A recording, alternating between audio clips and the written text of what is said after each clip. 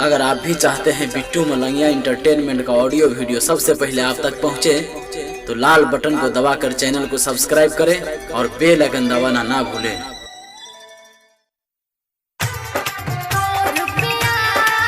अखन अपने सब सुन रहल छी बिट्टू मलंगिया इंटरटेनमेंट के।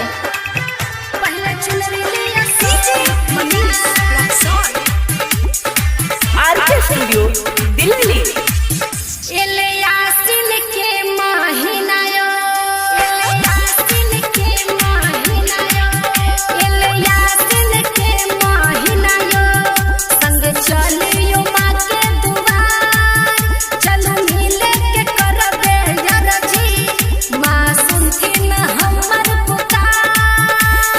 हमहू तैयार जल्दी चलू ये साथ माई के दुआर जाके छोड़ब ना हाथ हम कहै छी सच बतिया। पहले चुनरी लिया 100 रुपया या तो कंगना लिया 100 रुपया। 100 रुपया 100 रुपया। DJ Bittu Malangiya, DJ Bittu Malangiya. हमरा लागल छे बड़ा आसलो, चल जल्दी पूरा देबयो, चल जल्दी पूरा देबयो।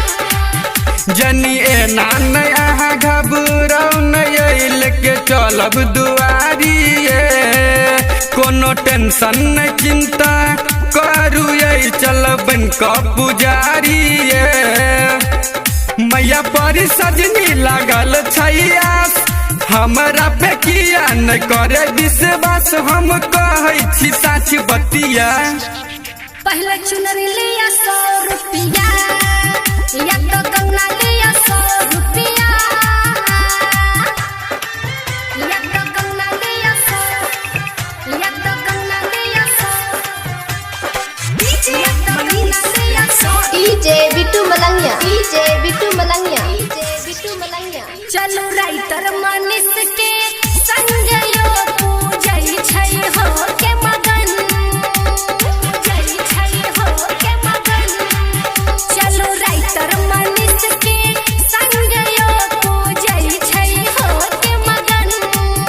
हर साल प्रकाश सरोज माँ के करै छै पूजन भोरे भोरे डाली सजा के ये चलू भरत दीवाना करत नाना कहै छी सच बतिया।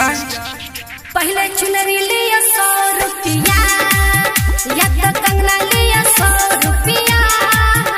एले यासिन के महीना यो संग चलियो माँ के दुआर, चलो मिले के करबे यरजी माँ सुनथिन हमर पुकार। सुनू हमहू तैयार जल्दी चलू ये साथ माई के दुआर जाके छोड़ब ना हाथ हम कहै छी सच बतिया।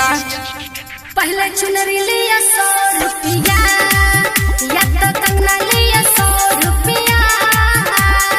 Presented by Bittu Malangiya Entertainment।